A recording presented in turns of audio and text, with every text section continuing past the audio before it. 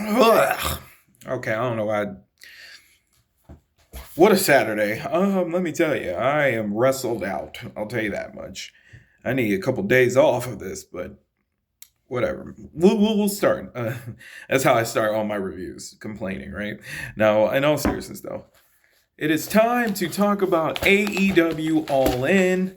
As you can see, I made this was a pretty long show, so as you can see, I made a lot of notes. So this review is going to be at least 3 hours. Like, I'm joking. I'm joking. It's like a couple pages. I ain't. Dang, it is more than a couple pages. Hold on, I might have stretched the truth a bit if I.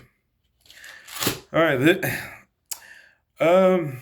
So yesterday was AEW All in Texas 2025. Dude, I felt like I just worked a shift at like an Atlanta Waffle House, like I said last night. But anyways, um, we're gonna talk about the show overall. It had really cool moments, some eyebrow raisers a little bit, but then again, that's every wrestling show.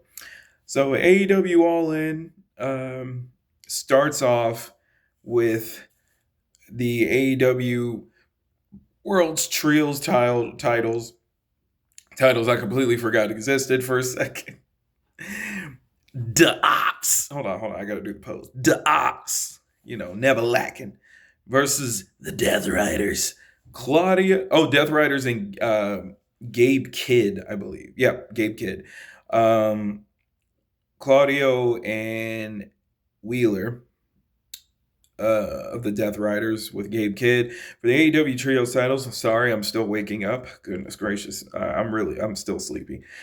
So I didn't really do many notes on this because why would I?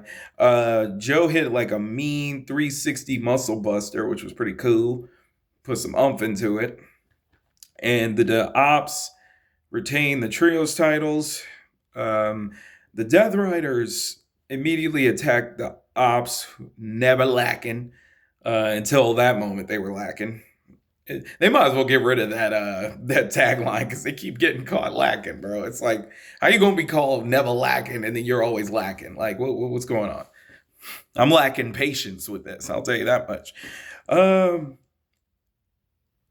and then Claudio puts a chair around Samoa Joe's neck, and then he hits him with a stomp. You know what I'm saying? They said Claudio's favorite movie was Stomp the Yard. He used to be part of the Stomp dance group. I'm sorry. I guess he's in his old stomping grounds. Okay, I apologize. Anyway, Samoa Joe ended up being carried on a stretcher. I'm not gonna lie, this gave me a little bit of, doubt about what was gonna happen in the main event. But we'll get to that.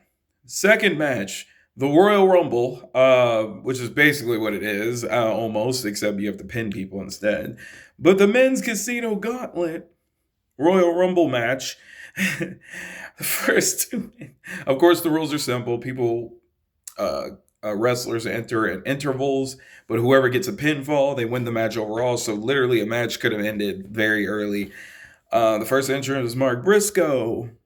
Mark Briscoe and MJF. We heard people, or whatever his theme song was. Third entrant, Ricochet. Oh, by the way, they had MVP at commentary as well. Ricochet. Then number 4, Bandito. The gunslinger. He looks kind of cool. I'm gonna need him to appear on Dynamite more because. Number 5, Konosuke Takeshita. Number 6, Mystico. Tony Schiavone almost said. Tony Schiavone almost said he is the greatest. I don't know if anybody caught that, but I was like, the greatest. The greatest what?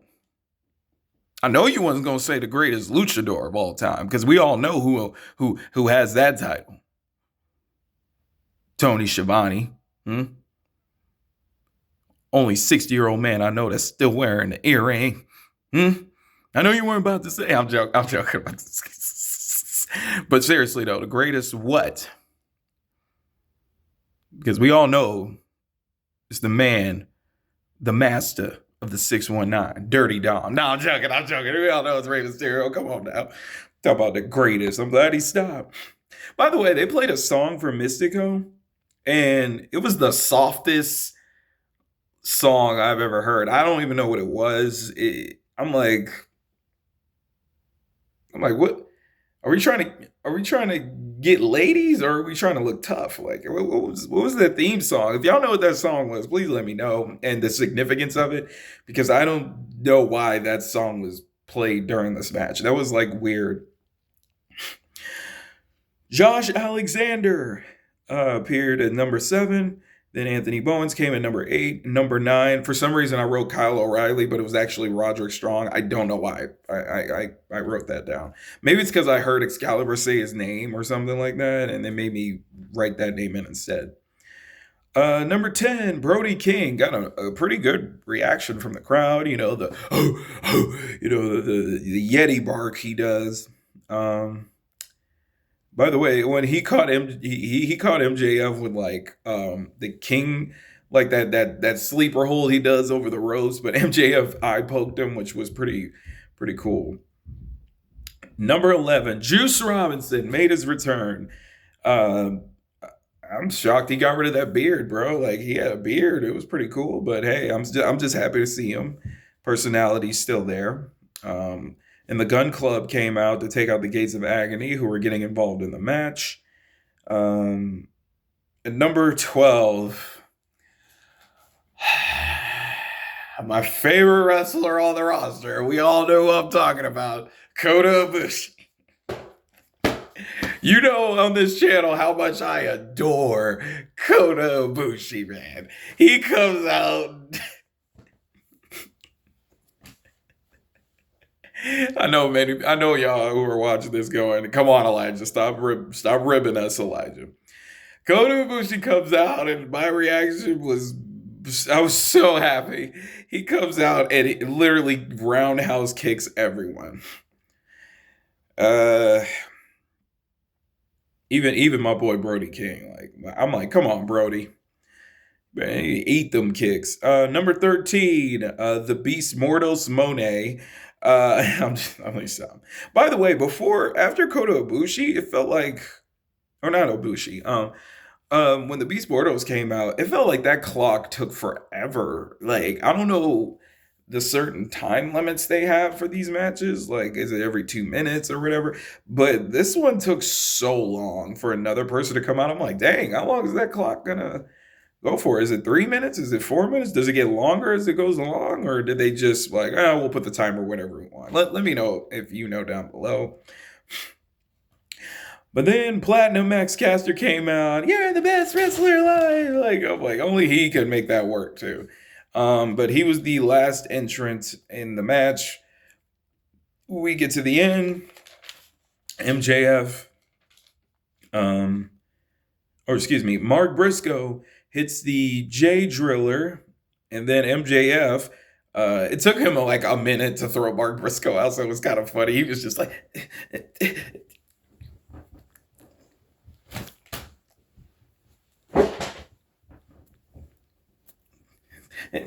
like, I'm like, geez Louise, bro. He struggled to throw him out that ring. And then MJF stole the pin for the win, and now he has a guaranteed World Heavyweight Championship match in the future. Oh, man, that was funny. The next match, I'm so sleepy, bro. But I do this for your entertainment. The next match, AEW TNT Championship Fatal 4-Way match. Originally, I believe this was supposed to be Kyle Fletcher versus Adam Cole. But Adam Cole comes out and he cut a promo revealing that he's been dealing with unspecified health issues and that he won't be able to wrestle for a while. And he was I'm not gonna say cut a promo. He spoke from the heart. it sucked to see that. You know, it's hard to. Every time this happens to a wrestler, it hurts every single time, and it's hard for me to talk about it. And like, I just hate to see it happen. And I pray he has a speedy recovery, man, because like I don't know what the issues are. We never really know what's going on with people internally, so yeah. So get well soon, Adam Cole, and I hope the dream lives on for you. But he did his Adam Cole baby one more time, the boom. Um, of course, he was joined by Roddy and Kyle, and then Daniel Garcia gave him a hug, said something in his ear, and fatal four way match: Fletcher versus Daniel Garcia versus Sammy Guevara versus Dustin Rhodes. Um, Daddy Magic was on commentary. Normally, I roll my eyes at this, but I kind of eased up on everything, after the Adam Cole thing. So, like,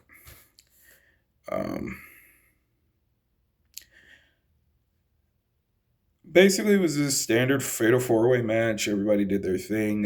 Sammy Guevara came out with the flag, and I don't know. It felt like nobody really. I don't know if it was the audio that was with it, but no one really reacted like that. Like if they did, I didn't hear it. I don't know if y'all heard it, but the crowd didn't seem too invested in Sammy Guevara. Like I don't know.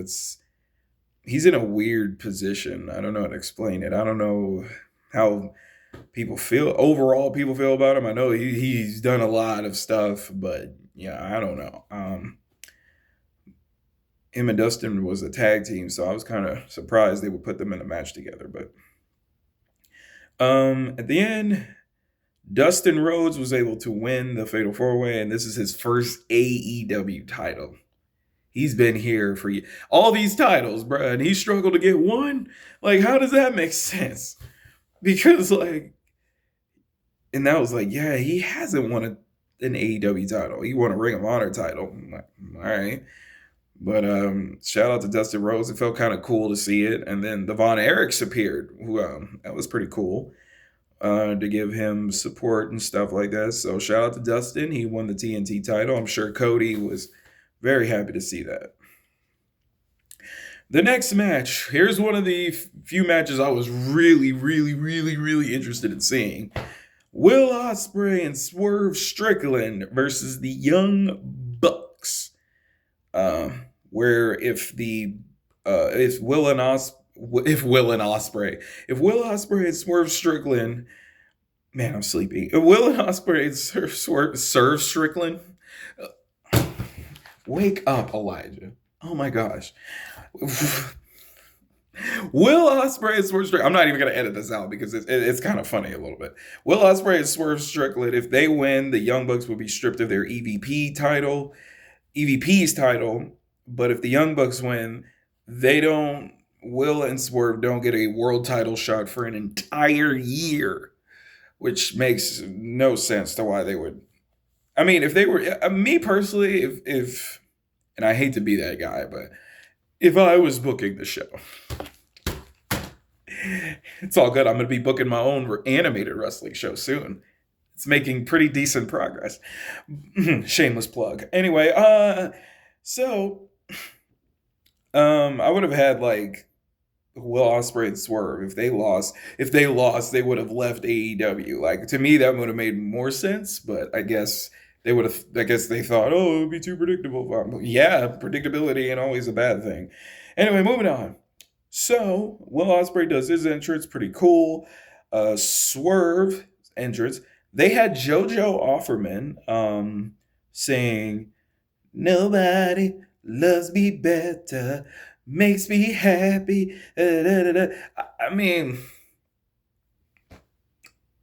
one, it was great to see JoJo, and I noticed they had the Fireflies thing behind them, which was so beautiful. Don't get me wrong, she was singing, but I found out that Swerve used to use that song on the independent scene, which okay, but to me this felt a little it felt a little weird, out of place, but I get why they did it, but at the same time, I mean, I don't know. I hate to be that. I don't want to be a negative Nancy. So, but JoJo, beautiful voice, and I hope her and her family are doing great, man. Um, then speaking of entrances, the Young Bucks came out and they did some weird George Washington like forefathers entrance, and they had like a long speech, and it was like it took forever. I ain't gonna lie, man. That entrance took so long. It felt like I was watching a History Channel remake or something. But I will say this: this match exceeded my expectations. I made some notes here. Early on, they showed Swerve Strickland and Will Ospreay's inexperience as a tag team, even though they did kind of team, but it's not like they were like a full time team like the Young Bucks, and the Bucks were schooling them on tag team, their version at least of tag team wrestling. But um, I will applaud them for telling that story. That was a good storytelling thing, which is all I ever want in my wrestling. But I will say this: they played this pretty good at the beginning. Um, in the match, after a couple of hits, where Osprey was like, he was like hulking up, like, bruv, he was hyped up, right? And then they had like this great sequence in the middle of the match. Couple super kicks, the Bucks super kicks, and the Osprey Swerver hit the super kicks, and then they did like some weird roll up, and then they had two Canadian destroyers. I think they call it the house call or whatever, and then hidden blade and a swerve, like I don't know what they call it, a swerve kick, swerve stomp looking thing, whatever that was, at the same time, and they were all so many moves at once. It was pretty cool sequence. Crowd appreciated that, but it feels like every AEW pay per view, if it involves like Will Ospreay, the crowd is just like, like more than any other match, and I've noticed that ever since this dude fully signed to AEW. I feel like his matches always get the loudest reactions every time. Well, if only he was battling for the world title. Imagine how big that pop would have been. But hey, maybe next year. The double styles clash on the Bucks got an interesting match. Interesting as well, Pop. Swerve hit a stomp from the top rope. I think Will Ospreay, I forgot which Buck he was holding, but he hit a swerve stomp from there. And then later in the match, Nicholas Jackson, kicked Prince Nana in the face, got a lot of boos. Like, I'm like, oof. And I forgot what happened in the match. But the referee, Rick Knox, got booed really loud because he missed something. I forgot what it was, but the crowd was just like, boo! Like, ref, you suck. Ref, you suck. And deservedly so. Personally, I can't stand Rick Knox. That dude never pay attention, bro. The dude just looks like he looks like a janitor. He looks like he looks like an angry janitor from Hogwarts. That's what that's what he remind me of a little bit. Like, the ref was no. I know what happened. Okay, if my memory serves me correctly, one of the Bucks had his legs on the top rope, and Rick Knox, the position he was in, bro, made no sense whatsoever. Like the Buck had his legs up like this, and freaking Rick Knox is like this, looking at the wrong shoulders, like 1, 2. I'm like, bro, why are you? What is that? Wouldn't it make more sense from his position that he would be like this, and then he sees the legs? But no, he was just like on the wrong side. I'm like, oh my gosh, I cannot stand Rick Knox, bro. I can't. I'm sorry. I can't. He's literally one of my least favorite parts of AEW, bro. I can't stand this dude. Like, he was in the worst position to look at somebody's shoulders. He literally did not need to turn that way. Like, it just. Then again, he referees all their matches, man. And he just lets things fly half the time. Anyway, moving on. Geez, I went into a whole rant about the referee. Chill out, Elijah. Let's see. Wait till my Saturday night's main event review. And oh wait, you guys already saw it. I'll get to that in a minute. This is not about them. This is about AEW. We're the best wrestle. They hit a more bang for your buck. And Ospreay kicked out. I ain't gonna lie, I thought the bang for your buck was it. And I was about to be heated. I was ready to like rage, like badly. They hit an EVP trigger on Ospreay, but Swerve saved it, stops the count, and then Ospreay got hit with the TK driver. And once again, I was like, "Here we go! Like it's happening." And of course, he kicked out, which I was very happy about.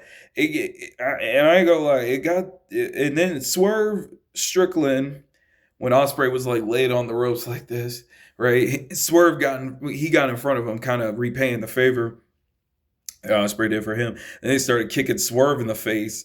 And then another finishers happened. And at this point, it was getting to a point for me where I feel like they never know when to go home. Like in AEW, they never know when it's time to like wrap it up. You know what I mean? Like they always drag it out so much, and it's like, okay, can we calm down a little bit? Every time you see something, you're like, that's a good finisher to end the match.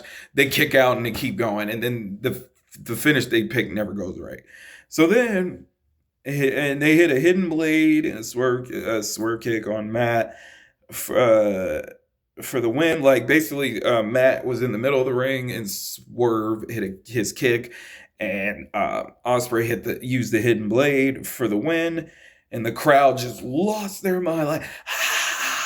Like just like me, everybody probably felt about time because I'm getting tired of the Bucks, and I'm very glad that it's over. Like I'll applaud them for that. But yeah, they need to learn how to wrap it up sometimes. Because sometimes the moves they use before the finish be more cooler than the moves they use at the finish. But that one, I'll give them a pass because for once they're giving me what I want. That's why I'm more positive towards this pay-per-view. Man, look at that. 22 minutes. This review is already taking all day. Number 5, the women's casino. This review is even long, too. Normally, my reviews are short. The women's casino gauntlet Royal Rumble. I'm joking. Let me stop calling it that. The first entrant, Chris Statlander. Number 2, Megan Bain, who looks like a superhero. Oh my goodness. The third entrant was Willow. And they was all Willow. Like the stars. Look how they shine for you. And everything you do. And it was all Willow. Let me stop, bro. Let me stop. And then 4, it was Ty Mello. Then Harley Cameron made a return during the match, part of the match, which was pretty cool. Telka.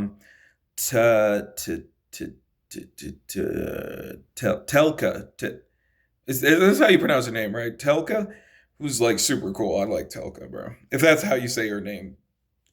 Number 6, Julia Hart. She came out with Sky Blue, who was like interfering in the match, and there was nothing the refs couldn't do about it, and yada yada yada. It seems like her and Telka are having a little thing going on. Not like that. They're not having a thing, but there's a tease there for like a match, I guess. I'm gonna say Queen Aminata comes out, and then my boo thing, my wifey here, Mina Shirakawa. It's a proper reaction whenever you say her name, Mina Shirakawa. Anyway, all right. She comes out. Probably got the most cheers she got the most cheers until Athena came out, and a lot of people, they just went bonkers, Athena, who's I believe the longest reigning Ring of Honor's women's champion. Is that true? If I thought that's what they said on commentary. I don't watch Ring of Honor, so I don't know. Number 10, Thunder Rosa got a pretty good, decent reaction from the crowd. Rocked the flag. 11, Shuri. Don't know who Shuri is. I believe they said she was from Stardom. Her song, was annoying. I don't know I hope that's not her permanent theme song, but bro, it was so loud and it felt like if you wanted to torture somebody, that would be the song to do it, bro. Her song hurt ears, bruv. I don't know what that was, bro. It was just like, like I'm like, jeez, like nobody hates it. That song was terrible. She need to change that because that thing sounded like an alarm clock. Number 12, Alex Windsor. I couldn't read her name because the graphic wasn't clear and nobody put up a whatchamacallit. Something happened. Something happened in this match. Shuri is her name. They were all on the outside of the ring, and Shuri yelled at I guess Ty Mello, and she goes, "Come on!" And then she got socked in her jaw. That was the funniest part of the match, bro. Like, dude, why'd you leave yourself open like that? Come on!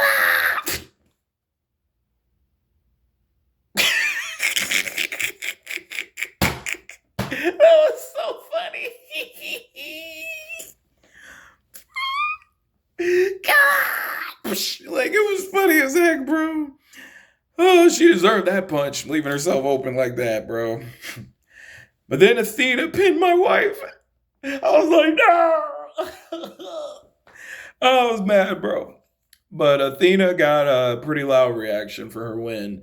So apparently she's earned goodwill with the crowd, even, you know what I'm saying? So now she has a guaranteed AEW Women's World Championship. Oh my gosh, this review is taking so long. I just realized that I'm at 26 minutes now. Oh my goodness. Hey, the show was long. Who would have guessed the review would be longer? Next, Hurt Syndicate versus Jet Speed versus the Patriarchy. At this point, I am worn out in the show.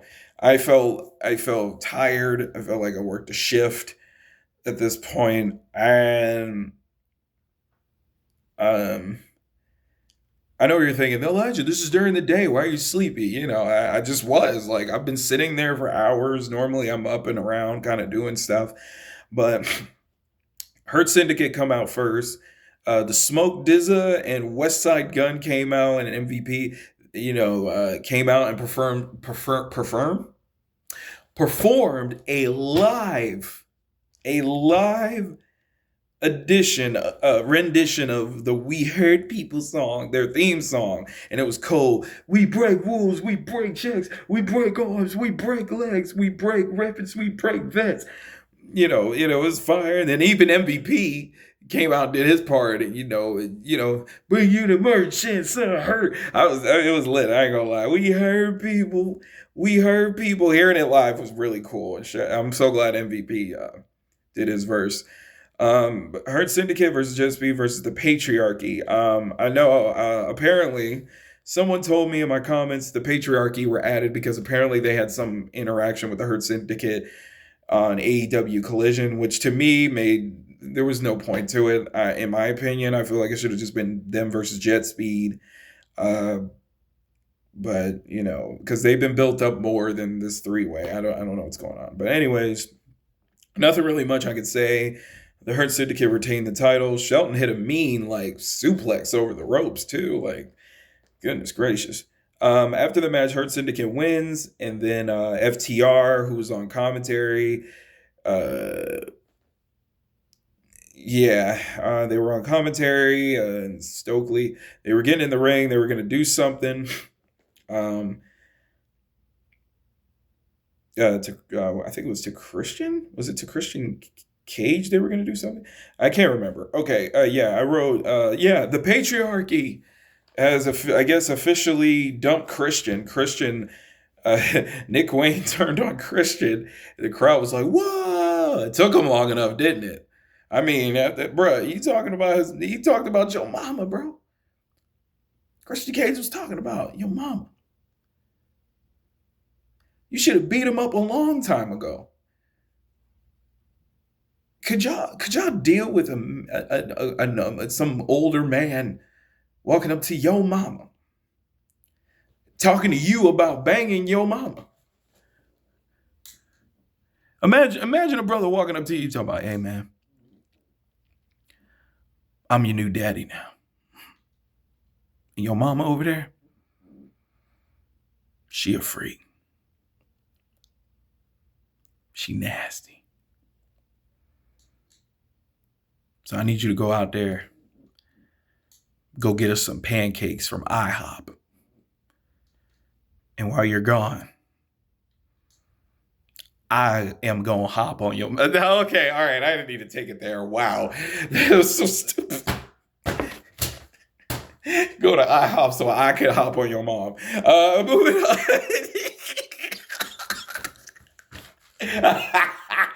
Bro, that was so stupid. This is so stupid. It's so dumb. What's the point of that? It was so stupid.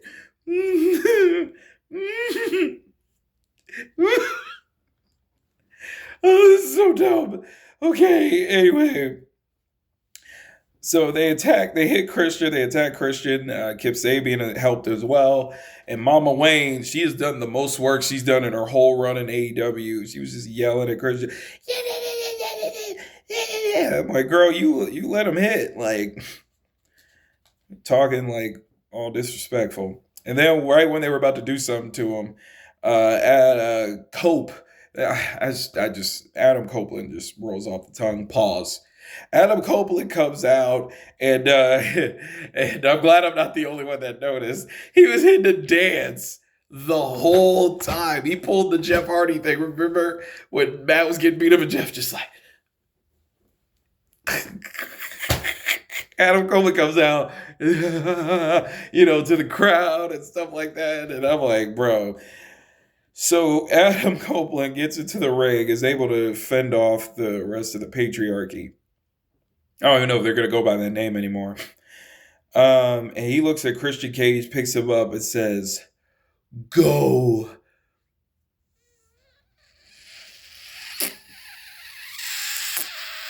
Find yourself. To Christian. And I guess they're finally gonna do what they do, baby. They're probably gonna have that reunion, bro. And I'm excited for it. Why not? Let's beef up the tag division, baby. It would be nice to see them doing one more time. Match number 7. Good grief. Oh, this review is taking so long. Even the review is long. I hope you're all enjoying this so far. Number 7. Let me know if y'all get through this whole review. Like, I wouldn't blame you if you didn't watch the whole thing or if you skimmed through everything. Mercedes Moné versus Toni Storm with the AEW Women's Championship on the line. So much happened in this match. Toni Storm literally spanked Mercedes' bottom in front of everybody, and her face was priceless. Like, she was like she was shocked, you know what I mean? And then Toni did the CEO dance and all this other stuff, the wiggle, which was pretty funny. There was a weird reversal that Toni Storm did where she literally just went like she literally eating her out. I'm not even exaggerating. Like there's literally, you saw what happened. This is what she did. She just had her in a pile driver. And I'm like, what the freak is going on? And then Monet kissed Toni and hit some move. And then we're just going to skip to the end of the match because this review is already too long. Even I'm getting tired. So this is what made me mad. Remember when I said earlier they never know when to go home? Toni hit 3 Storm Zeros. Her finisher, by the way. It's Monet kicked out. At this point, I'm getting irritated. Because it's like, oh my gosh, why does everything feel like a marathon in this match? Every match was treated like that, and it's annoying after a while.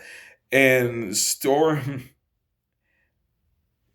when Mercedes kicked out of it after 3 Storm Zeros, I yelled at that point, come on now, like, give me a break. 3 pile drivers in a row and you kick out. Give me a break, dude. Dude, I even saw like them. There was like a shot of someone in the crowd. There was like a black dude who immediately was like, even his face was like, really? Really. But that's just how they get it. That's how they do it, AEW, man. Um,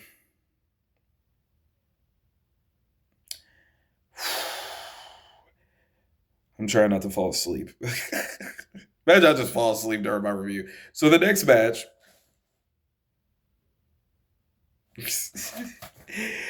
uh, I said the next match. Wow.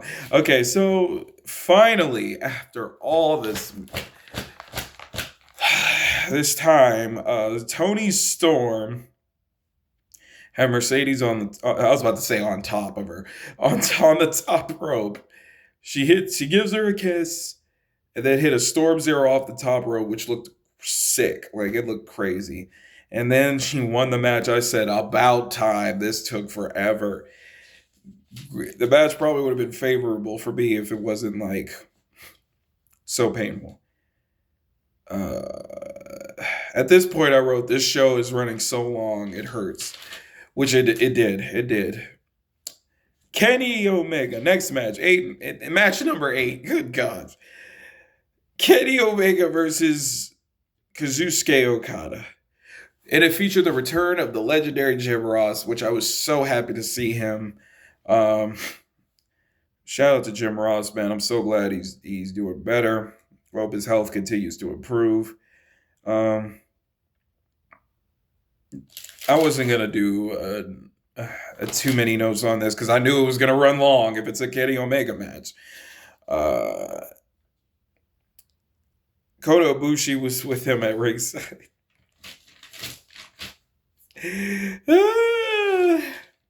I put Kota Ibushi as useless. The reason I say that is because there was a point in the match where Don Callis was on commentary and he attacks Kenny Omega behind the referee's back, and Kota Ibushi's just standing there. He didn't think to run Don Callis out of there or nothing. I'm like, man, he is so useless to me, like a screen door in a submarine. I couldn't stand him. My gosh.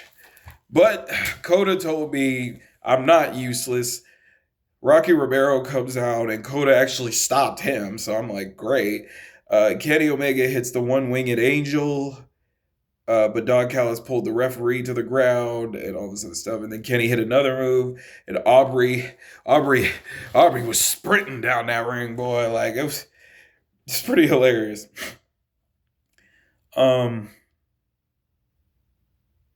Okada hit a Rainmaker. Omega kicks out. Bro, like, nobody's finisher works. Like, I don't get why people have finishers in this company. Like, it never works. Don Callis did something else. JR called him a son of a bitch. I said, there he is. Good old JR. Never lost a step. He cussed out with Don Callis. And then Okada hits a Rainmaker for the win. We're almost there, folks. If you're still with me, please let me know in the comments. Finally, after all these years, the main event. Oh. I was so tired. I actually wrote number 8 twice. It's the 9th match, ladies and gentlemen, if my memory serves me correctly. The main event for the AEW World Heavyweight Championship. Texas Deathmatch. Hangman Adam Page versus Jon Moxley. By the way, I don't like that thing they do in wrestling where they be like, we have a triple main event. No, dude. There's only one main event. And it's always the match that goes last. I don't like it when WWE say it. I don't like it when AEW say it. There's only one main event match, okay? You can have a main event caliber match, but this is the only main event. Oh boy. Oh man, let's take it home, ladies. Let's take it home.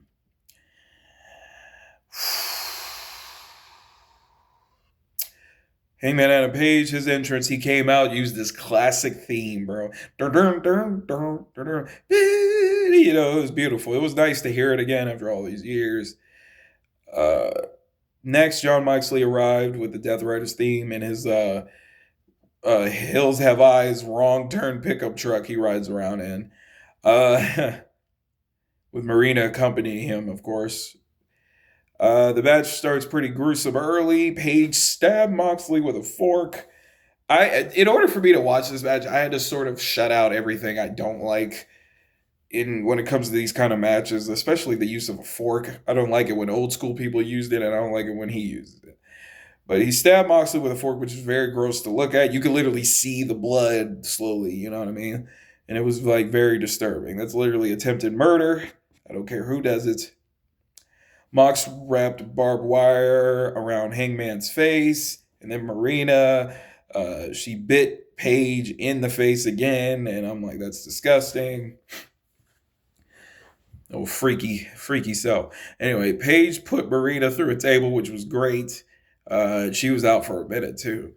Wheeler Yuta and Claudio Castagnoli interfered in the match. What a shock. We all knew that was going to happen. Will Ospreay came out with a chair to try to help. But then Gabe Kidd stopped by to interfere as well. And Claudio and company wraps a chair around Will's neck, similar to what he did to Samoa Joe. And just like Joe, Will got stretchered out after Claudio stomped him, which was very sad to watch. Moxley superplexes himself and Adam Page through 8 barbed wire tables. Very gruesome to look at. I didn't get to. I wasn't gonna write every nook and cranny. I just wrote like the major stuff for me. Then a video of Mount Everest plays on the Titantron, and it looked like I think it was Darby Allin. He goes, "John, I'm gonna take everything from you," and all this other stuff. I'm like, oh wow, okay. And then some guy in a mask shows up, hits a running knee, and it was Bryan Danielson, right? I was like, this dude ain't never gonna retire. I swear, bro. That dude just he can't help it. But then again, did he say he was gonna be part-time wrestler moving forward or whatever? I don't know. But he shows up, does the yes thing, and then I can't remember what happened after that, but later towards the end of the match,